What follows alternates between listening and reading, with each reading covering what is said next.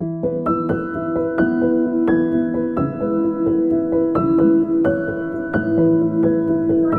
तू फिर आ गया? मेरे मना करने के बावजूद भी तू आ गया?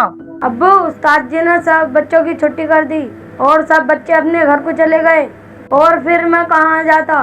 ऐसे कैसे तुझे छुट्टी दे दी? मुझे मालूम है उस्ताद जी से तुमने मना किया था। अब तू कुछ मत कह, जो कहना मैं कहूँगा। चल मेरे साथ।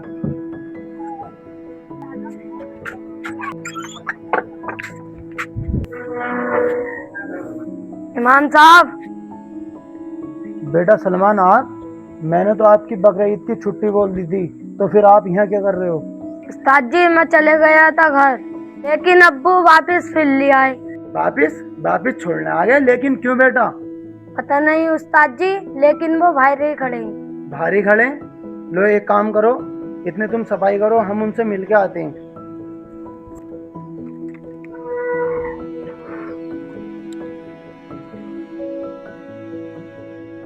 अस्सलाम वालेकुम मोहतरम जनाब। वालेकुम अस्सलाम इमाम साहब। आपसे खास करके गुजारिश है, आप हमारे बेटे को ईद या बकरा ईद के मौके पर घर न भेजा कीजिए। अरे ये आप कैसी बातें कर रहे हैं? ईद बकरा ईद की छुट्टियां बच्चे अपने घर पे मनाते हैं और आप उसे छुट्टी को मना कर रहे हैं? अरे इमाम साहब, हम गरीबों की कौन सी खुशियाँ, हमें कौन सा कुर्बानी करनी होती है।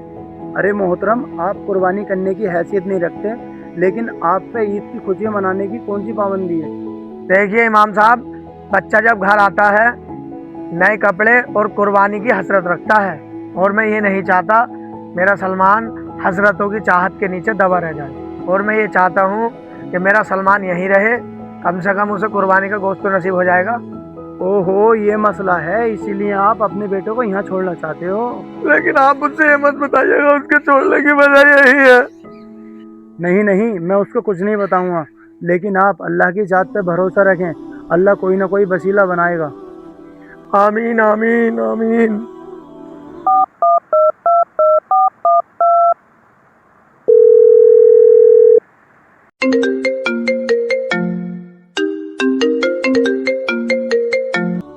हेलो, अस्सलाम वालेकुम। वालेकुम अस्सलाम।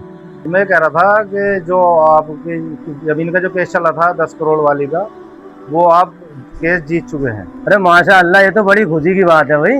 माशाल्लाह, देखो सच्चाई और अच्छाई की जीत होती है। बेशक अल्लाह सच्चाई और अच्छाई के साथ होता है। चलिए वकील साहब, मिलते हैं आपसे। जी सदाब भाई, मिलते हैं बहुत जल्द। अल्लाह तेरा लाख लाख शुक्र है, मेरा इतना मुश्किल काम हो गया और फैसला भी मेरे हक में आ गया। हमेशा की तरह इस बार भी सच्चाई और अच्छाई की। अब जो मैंने इस काम के होने पर नियत की थी, सबसे पहले उसको जाकर पूरा करता हूँ। अस्सलाम वालेकुम। वालेकुम अस्सलाम मोहतरम जनाब। खैरियत? जी इस मदरसे के इमाम साहब आप ही हैं? जी मैं ही हूँ, हुक्म कीजिए। हजरत, जो मैंने काम सोचा था वो अल्लाह ताला ने मेरा पूरा कर दिया है।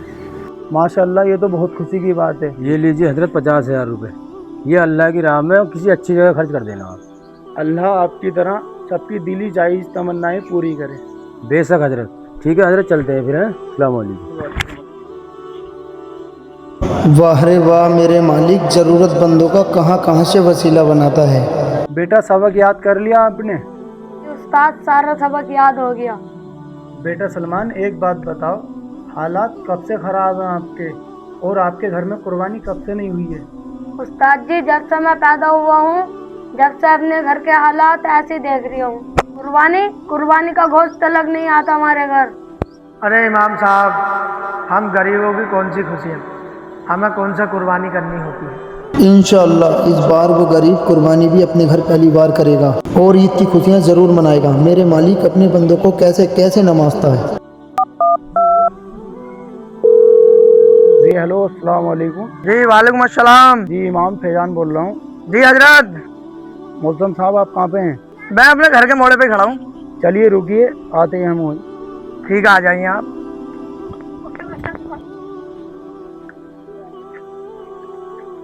ये लीजिए। ये मुझे क्यों दे रहे हैं आप? ये जिसका है उसे ही पकड़ा रहे हैं हम, ये आपका ही है, ये लीजिए। अरे इमाम साहब, मैं तो गरीब आदमी हूँ, ये मेरा कहाँ से हो सकता है। ये समझ लीजिए अल्लाह का आप पे करम है, ये अल्लाह की तरफ से आपके लिए तोहफा है, रखें आप। अच्छा, वाकई बहुत बहुत शुक्रिया तुम्हारा इमाम साहब, या अल्लाह तेरा शुक्र। इस बार आप भी कुर्बानी करेंगे? चलिए चलते हैं। अस्सलाम वालेकुम। जिनके घर में सालों तक खुशी न आई थी, कुर्बानी सिर्फ उनके लिए एक अधूरी कहानी थी। फिर रब ने ऐसी रहमत बरसाई कि गरीब की आंखों में भी ईद मुस्कुराई। आपको हमारी तरफ से एडवांस ईद उल अजहा मुबारक।